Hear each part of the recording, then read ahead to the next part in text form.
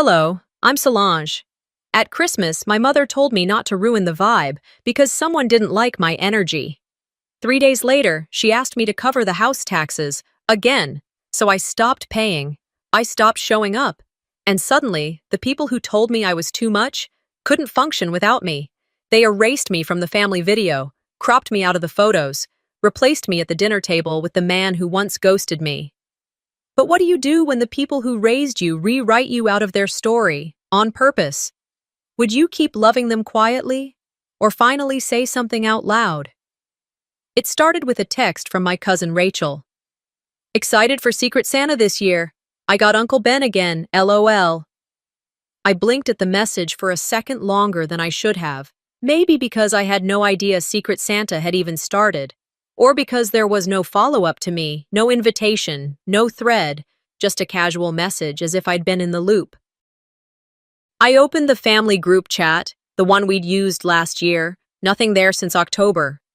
I scrolled up, checked again, still nothing. Then I did something that made me feel pathetic. I searched my name in iMessage. Nothing. I told myself it was probably just a delayed start this year. Maybe they hadn't gotten around to everything yet. Maybe Callista was just behind on things. She did have a full-time job, 2 kids, and a husband who treated the house like a weekend rental. Still, something itched at the back of my neck. I opened Facebook. First thing on my feed was Callista's post. Can't wait for our annual Johnson family Christmas. Food, wine, matching pajamas, and so much love. 17 likes, 5 comments, all cousins. I hadn't even known there was a plan. It was early December. Cold, but not yet brutal. The kind of weather where you still think maybe snow might be charming. I wrapped my cardigan tighter and told myself not to overreact. They probably forgot. It happens. I called Mom. She picked up on the second ring. Sweetheart, how are you? Doing okay. Just saw Rachel's text about Secret Santa. Is there a new chat or something? There was a pause, just half a beat too long. Oh, didn't Callista add you to the Christmas logistics group? I thought she did.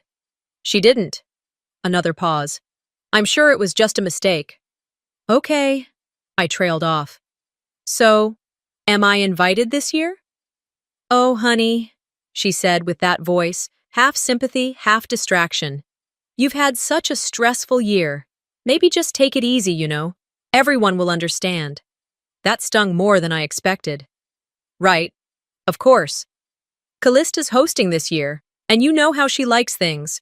Structured, streamlined. We didn't want you to feel overwhelmed. Of course not. Don't take it personally. I didn't answer. Solange? I'm here. Okay. Well, love you, sweetheart. Yeah. Love you too. I hung up. And then I sat on the couch for a long while with my phone in my hand, staring at nothing in particular. I wasn't invited. I wasn't even asked. But I didn't cry. I didn't rage. I told myself it was fine. I had other things to do. Maybe they thought I was too busy. Maybe they assumed I'd say no. That night, I heated up leftover chili and folded laundry. I went about my evening like a woman who hadn't just been quietly removed from her own family's Christmas. But the next day, another post popped up. My cousin Nikki. Finally drew Aunt V in Secret Santa. Any hints on what to get the classiest lady I know? She included a screenshot from the group thread. Christmas Logistics 2023. I was not in that screenshot. I was not in that thread. I was not part of that family Christmas. That's when I knew. I hadn't been forgotten. I had been removed. Quietly. With smiles. 2 days later, Mom called again. Sweetheart, I wanted to call before you heard from anyone else. I know this is weird, but it's just easier this way. You know how Callista is about energy and flow and, well, control. It's not personal. It feels personal. It's not. It's logistical. We just want a smooth gathering this year. No stress, no surprises. I kept my voice calm. I wasn't planning to bring stress. I know, honey. You're just intense sometimes. And with everything this year? What do you mean, intense? Not in a bad way, just Big feelings. And you know how sensitive Callista's household is. Right. You understand, right? No, I said. But I accept it. There was silence on the other end. Okay, she said eventually. I knew you'd be mature about it. I was mature about it. I always am. After we hung up, I opened my photo album. Last year, Christmas, I was there, in the kitchen, stirring gravy, holding Junia while she opened her gifts. I clicked through photos one by one. I wasn't centered in any of them. In the family group shot, I was off to the left, cropped by a bad angle.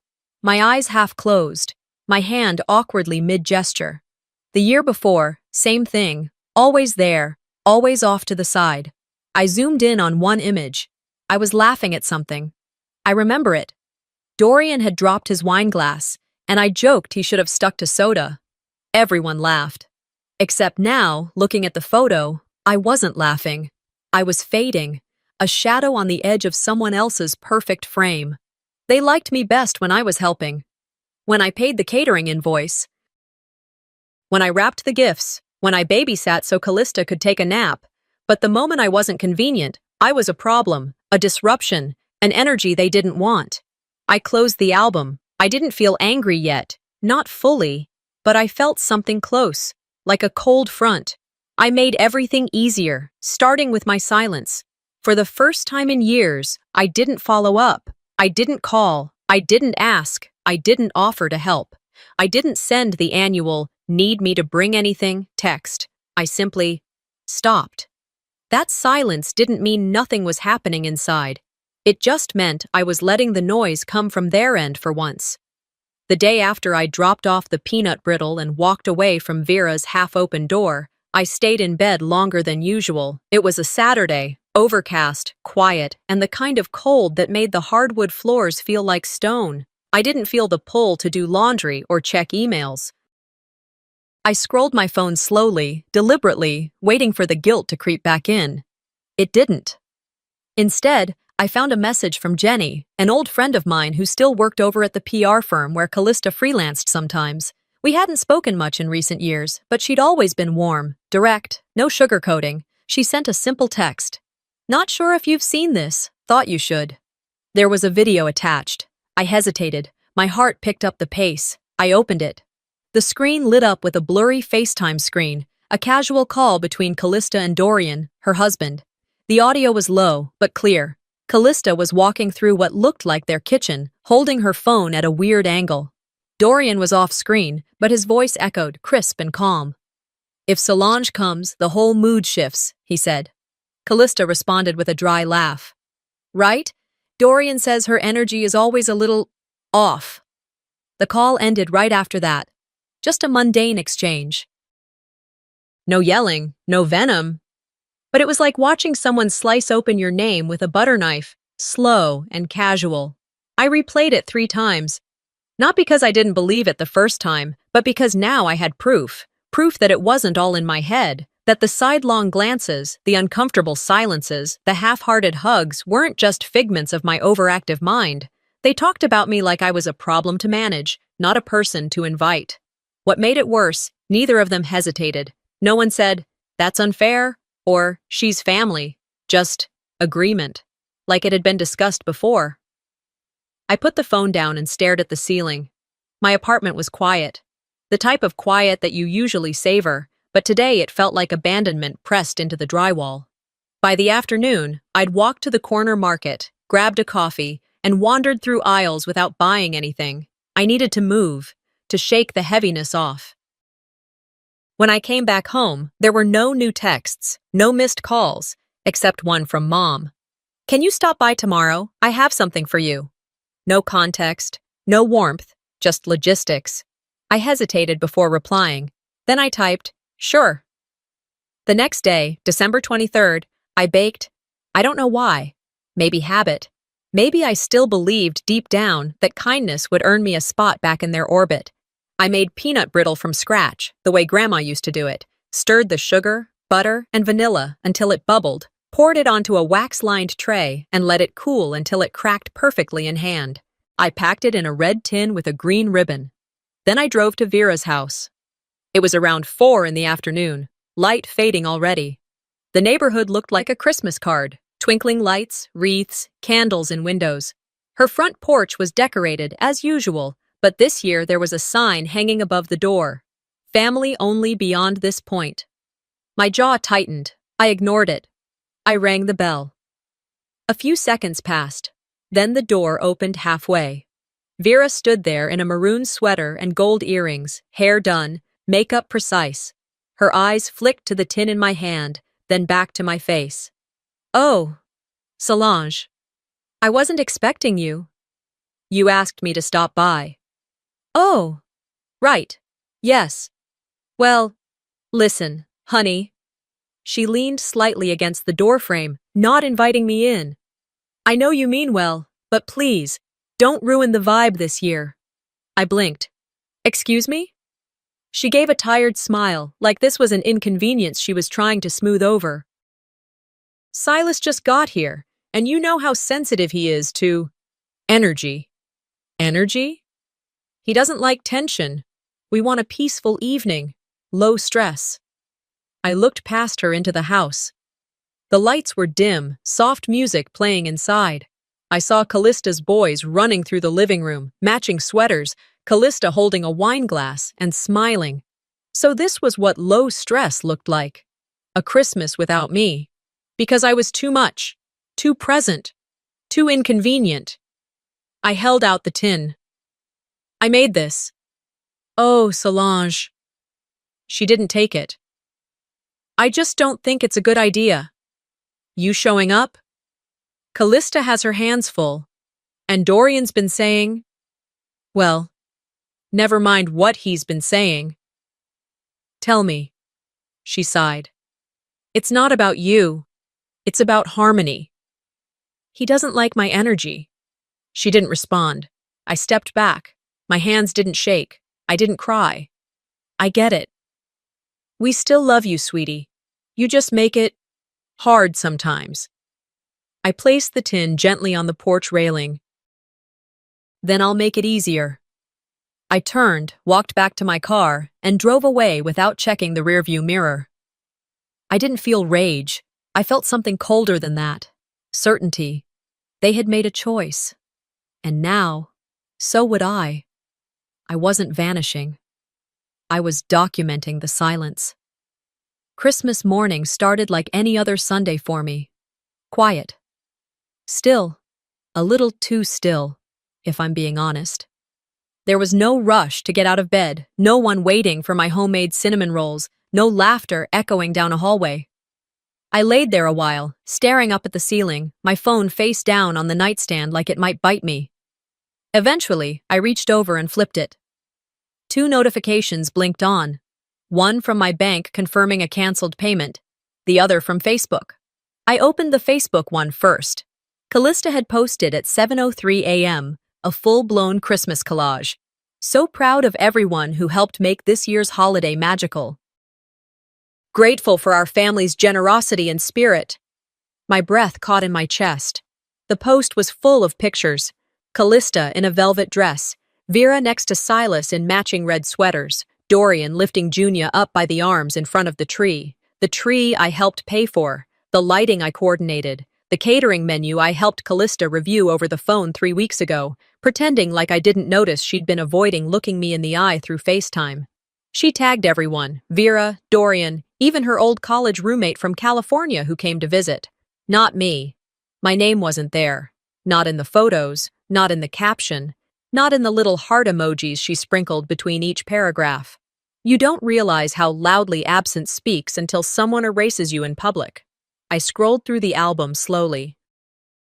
The fireplace was wrapped in garland I'd shipped to her last month, $89.95 from a boutique home decor store, because Callista said it had to match the sage and silver color theme. The caterer's sign in the background was from the company I Venmo'd her for when she said, "Mom doesn't want to cook this year, and we're already stretched thin." And yet, somehow, I didn't make the cut. My jaw clenched so tight I could hear the pop in my ear. I closed the app and stared at the blank wall in front of me. They hadn't just excluded me. They had replaced me. A few minutes later, my phone buzzed again. This time, it was a text from Junia. Thanks for the big art kit. Mommy said it's from Aunt Callie, but I know you're wrapping. I froze. I knew what she meant. The silver wrapping paper with navy blue ribbon. My signature. The one I always used for her gifts. The one Junia had come to expect from me every birthday, every Christmas. I opened Callista's Instagram story. There it was. A boomerang of Junia tearing into the package, captioned, Aunt Callie delivers again.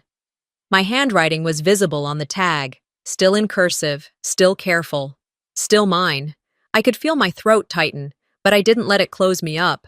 Instead, I exhaled slowly and grabbed a pen. I sat down at my kitchen table, small, square, surrounded by mismatched chairs.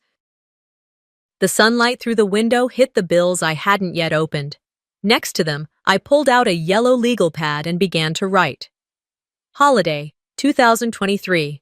Garland, $89.95. Catering deposit, $250. Junia's gift, $64.79. Decorative candles, custom order, $118.50.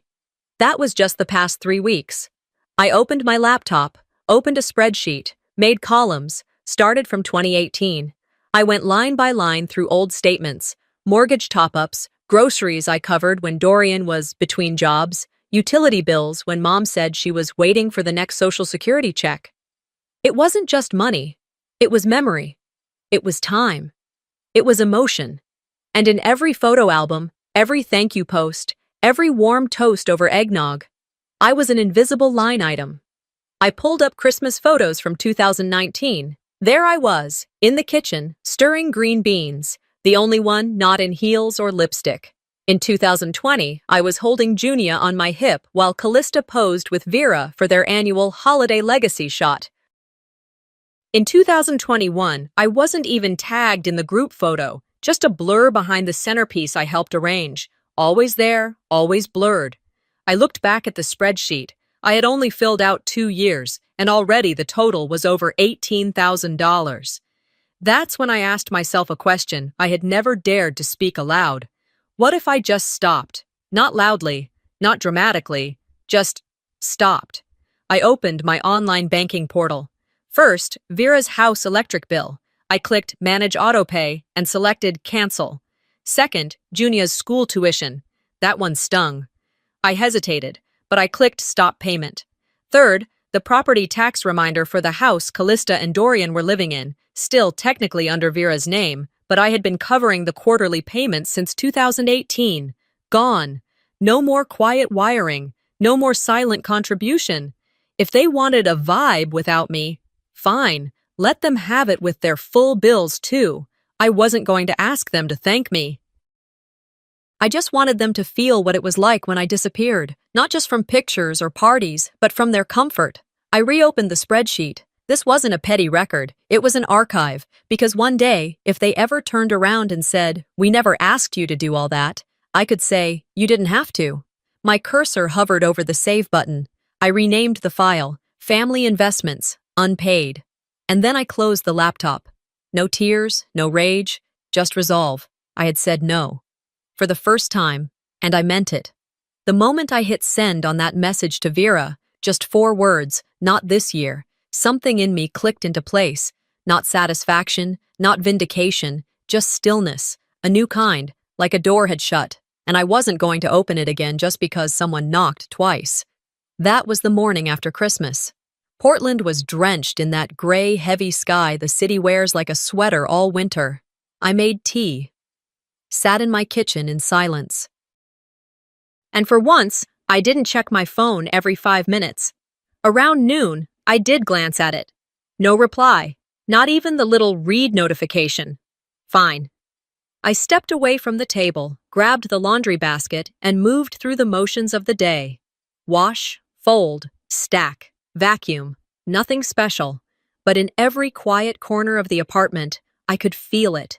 My mind turning over a simple, unforgiving truth. It was never about whether I was loved, it was about whether I was useful. Around 4 in the afternoon, just as I was finishing up my 3rd load, a ping sounded from my phone. A new text. I wiped my hands and walked over to check it. It was from Vera. Hope you had a restful weekend, sweetie. Quick thing, can you help cover the house tax again this year? It's due next week. That was it. No. How are you? No. We missed you yesterday. Not even a polite acknowledgement that she'd cut me out of the very event she was now referencing with vague normalcy. I stared at the screen for a long time, long enough that the display went dim. I tapped it back to life. Read it again. She hadn't even pretended this time. It didn't hurt in the same way anymore.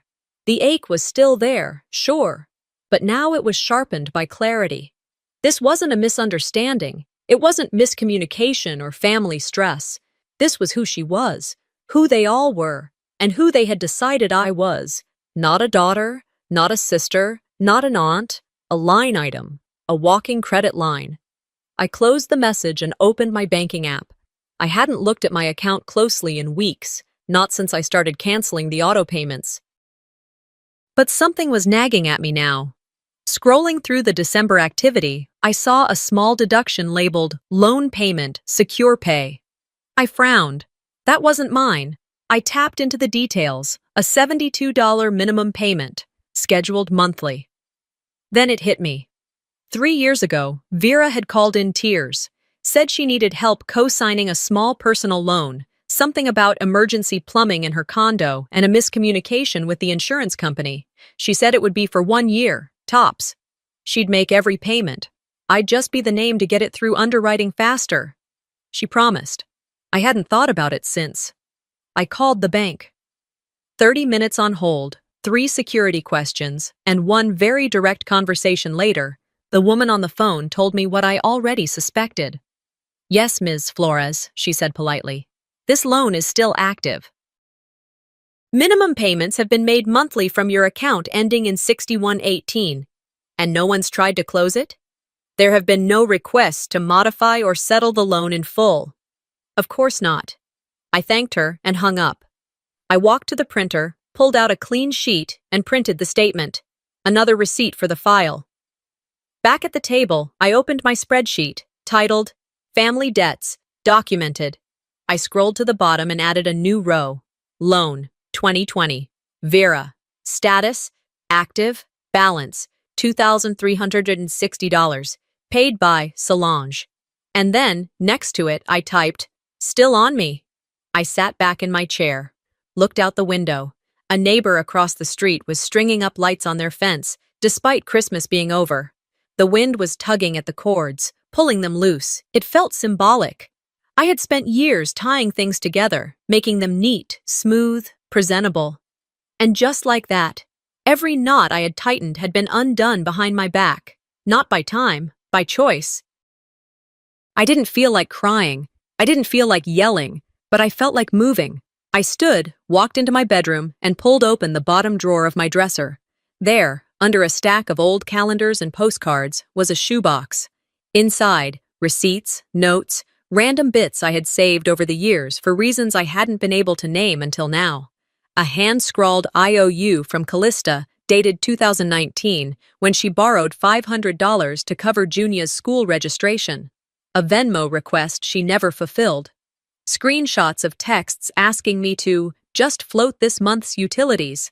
I didn't want revenge, but I wasn't going to let them rewrite the story like I hadn't been the scaffolding behind their facade. That evening, I made soup.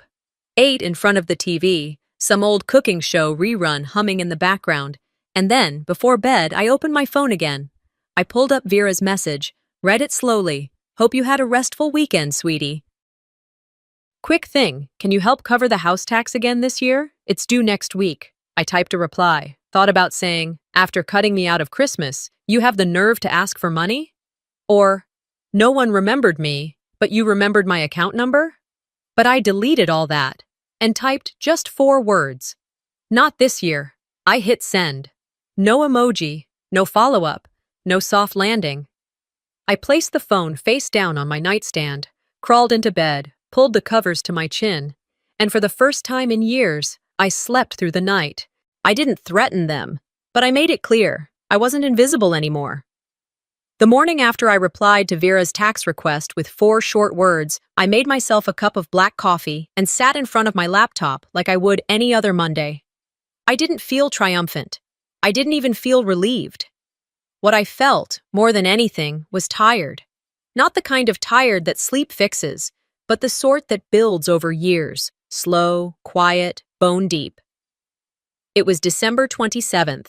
I opened my browser and methodically began logging into each account that had, until recently, been tied to a recurring payment. I didn't rush through it. I took my time, confirming each cancellation like I was finally deleting files I'd pretended I didn't notice clogging up my hard drive. Property tax, canceled. Junia's private school tuition, disabled.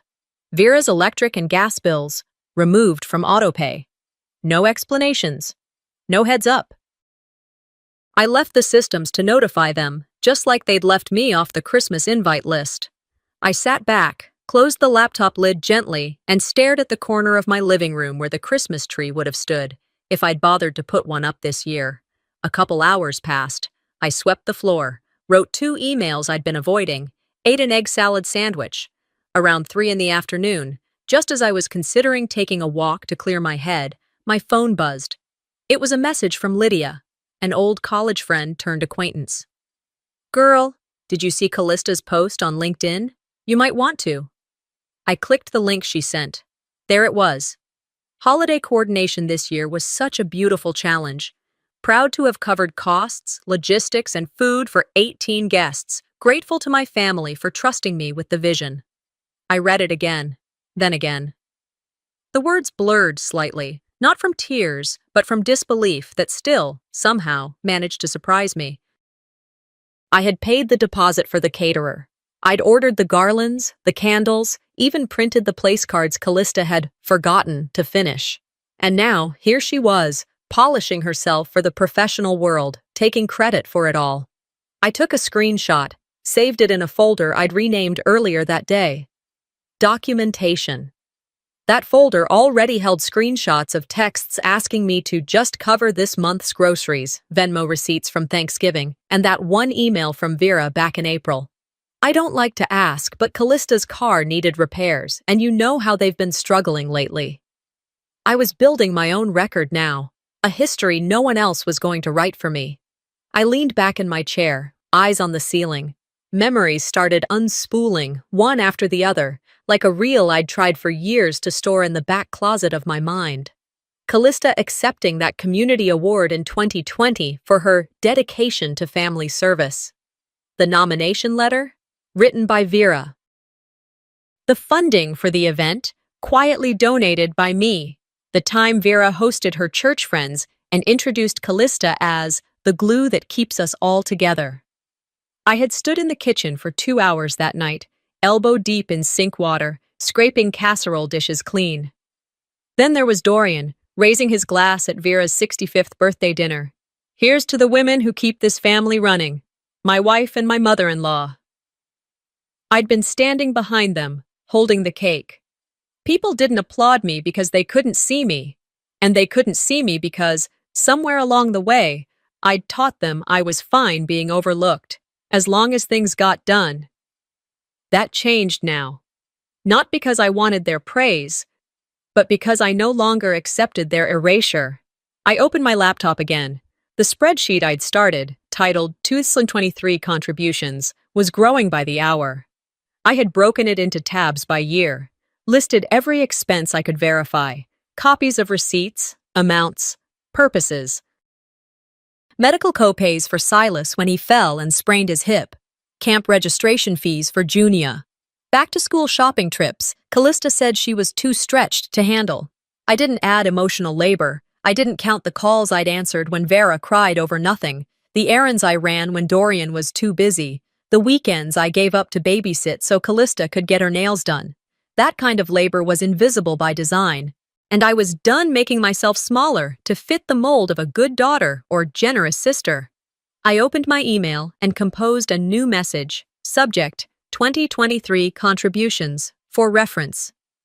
In the body, I wrote, "I've documented the financial contributions I've made this year to help various members of the family. This is not sent in anger, nor am I expecting reimbursement. I simply believe clarity is overdue." I paused, then added, "Just for the record." I attached the spreadsheet but didn't hit send. Not yet.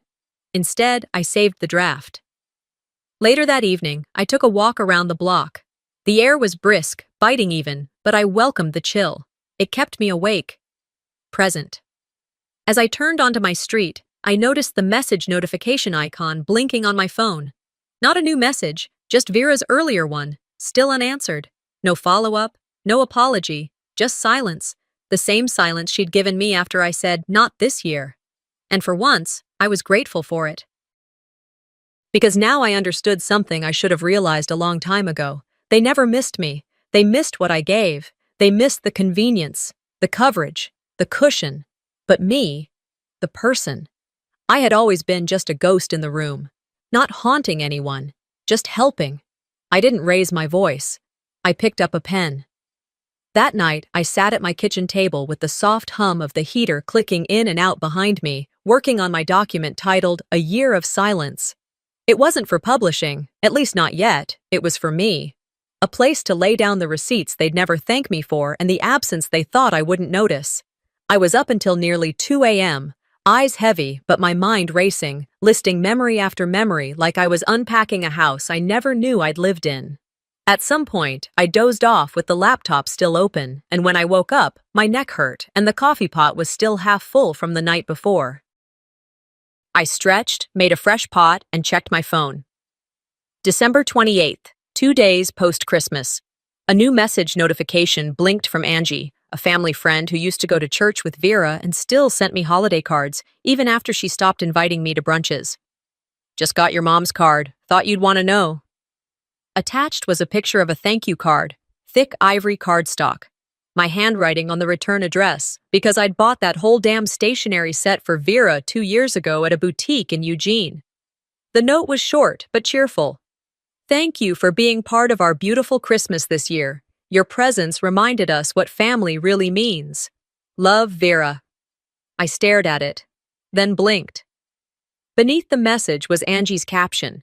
"Guess she forgot to include you in the family list." I wasn't surprised. I was just exhausted. I had been left out of a dinner, then a group chat, then a photo, then a public post. Now it seemed I was being surgically removed from family memory itself. And still, somehow, they expected my checkbook to show up. I put the phone down, poured my coffee, walked to the window and stared out at the street below, quiet, gray, and damp with morning rain. The bare trees looked stripped of pride, skeletal.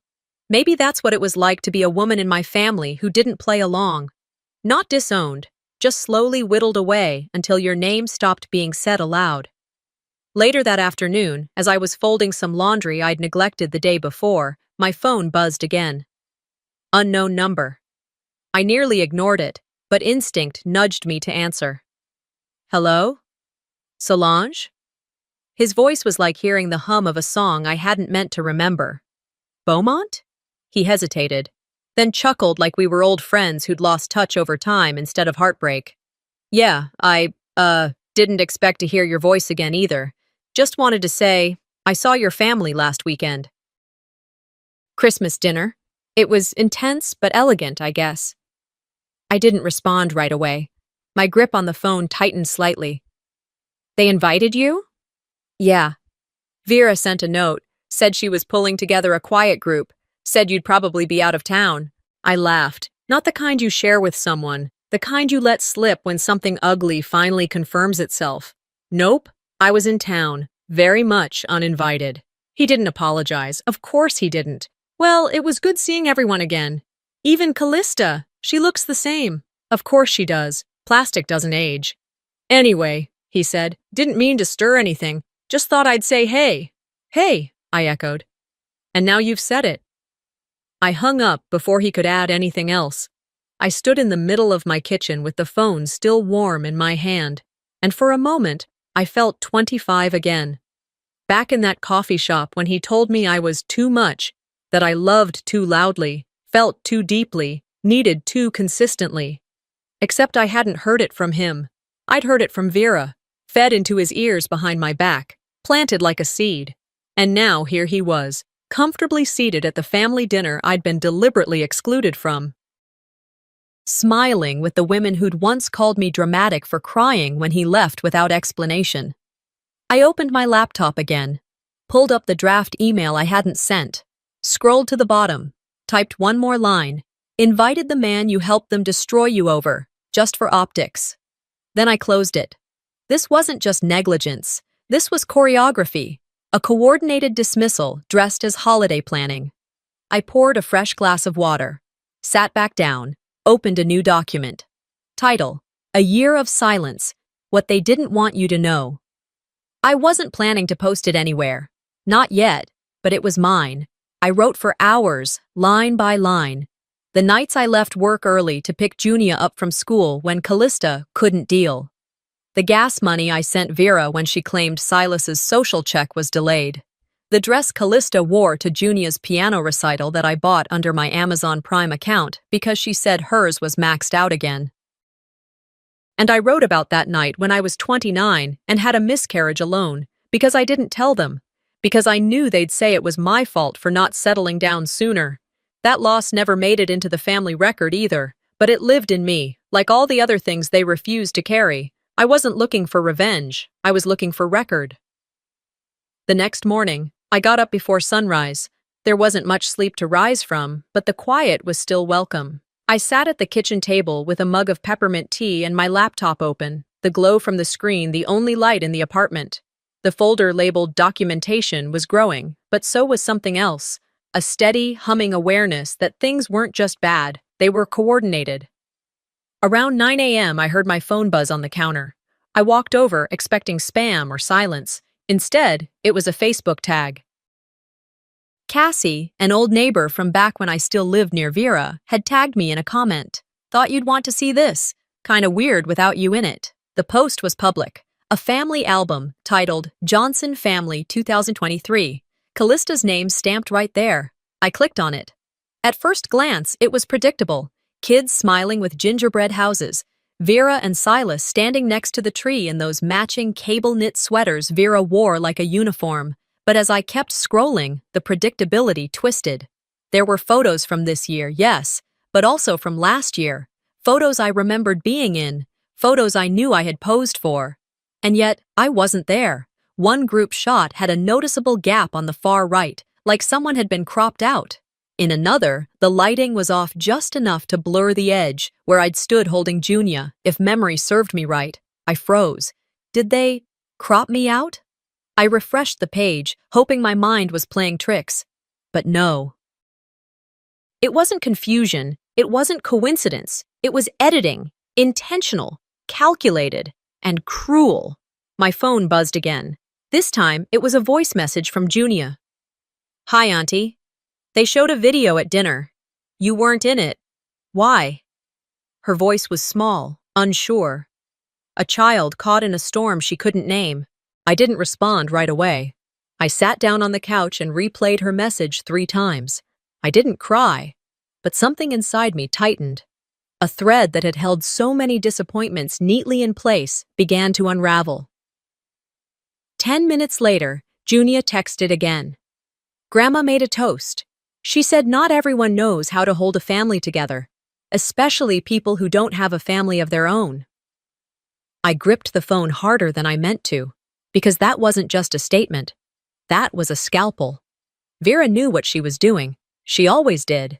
It wasn't the first time she'd used my childlessness as a weapon, but this time she did it in front of friends, neighbors, guests, and my niece. As if my life was a character flaw. As if being unmarried, without children, somehow made me incapable of love, incapable of contribution. I opened my laptop and clicked on the video that had been shared with the album. It was a polished montage, clearly edited by someone with time and intention. Opening shot, Callista baking cookies with Junia. Second shot, Vera lighting candles at the table. Third, a friend of Callista's hanging garland on the staircase. No footage of me, no mention, not one single frame, even from years past. Every glimpse of my existence had been scrubbed. The kicker came at the end, during the toast. Vera stood, glass in hand, voice warm and calm. Family is the anchor that holds us when the world feels adrift. And not everyone understands that. Some people have never built a family, so they don't quite see how much it takes to keep one thriving. The room clapped.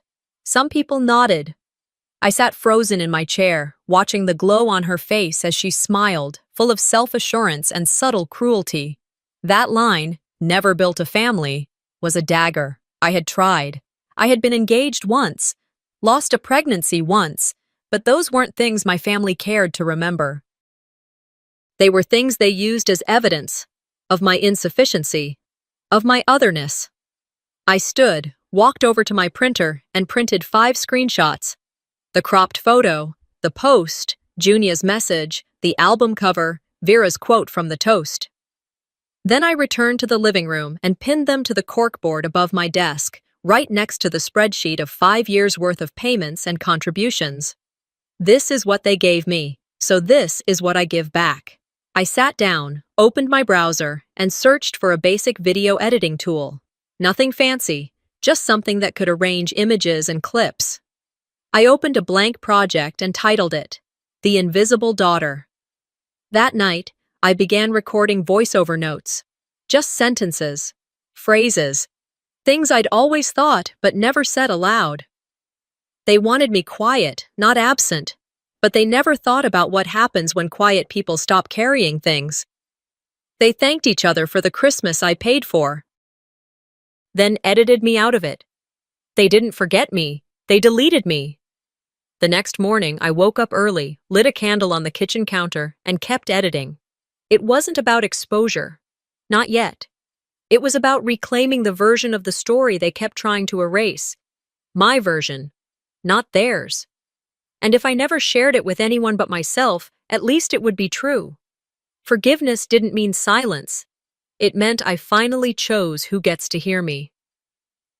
By New Year's Eve morning, the city outside my window was blanketed in a fog so thick I couldn't see the end of the block. The trees stood like shadows, bare-limbed and still. I liked it that way. Quiet, undefined. Something about the fog made me feel less visible. But this time, it felt like protection. When the knock came at 9:17 a.m., I wasn't expecting it. I opened the door to find no one standing there, just a small red envelope resting neatly on the mat. My name in purple crayon on the front, Auntie Solange. I knew that handwriting. I picked it up and brought it inside, sat at the table I had spent so many nights at, writing, calculating, reprocessing the same hurt over and over until I could name it clearly. Inside the card was a folded sheet of construction paper, a drawing of 2 stick figures holding hands. One had curly hair, mine. The other wore a dress with stars on it. Junia always drew herself that way.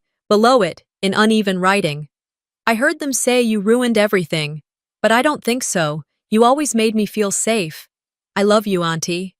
I didn't cry immediately. I held it. I touched the edges.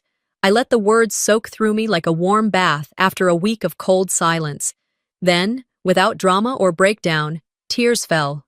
Not bitter ones, just necessary. They weren't for what I'd lost. They were for what I'd preserved. Junia still saw me. She still knew me. That was enough.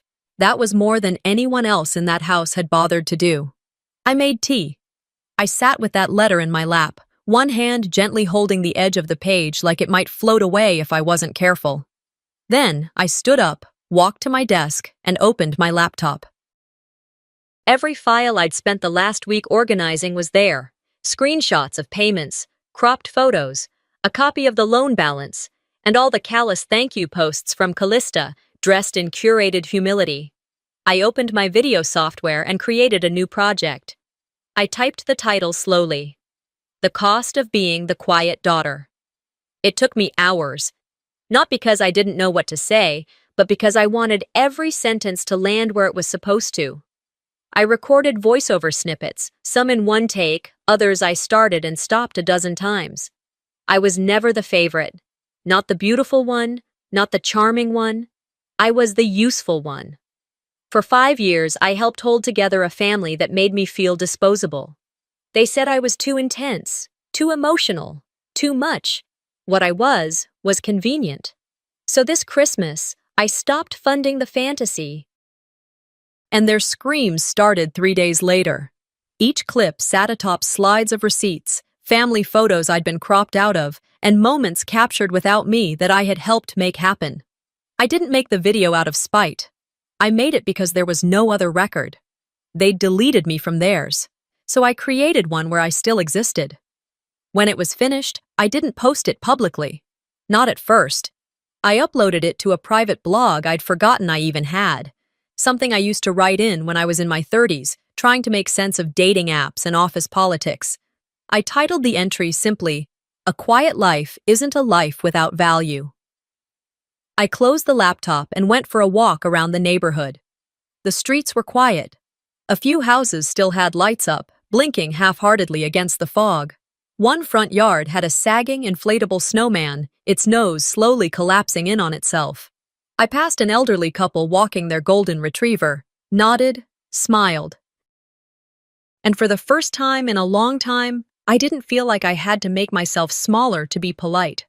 By the time I got back, there were already 3 comments on the blog post, then 7, then 12. By midnight, a friend texted me. "Girl, did you post this? Someone shared it in the Portland Women's Circle. Everyone's talking about it." I checked the blog again. Over 100 comments. "This is my story. I was the Solange of my family. Thank you for saying what I couldn't." I didn't reply to any of them, but I read every word. I let it sink in. I wasn't alone. I never had been.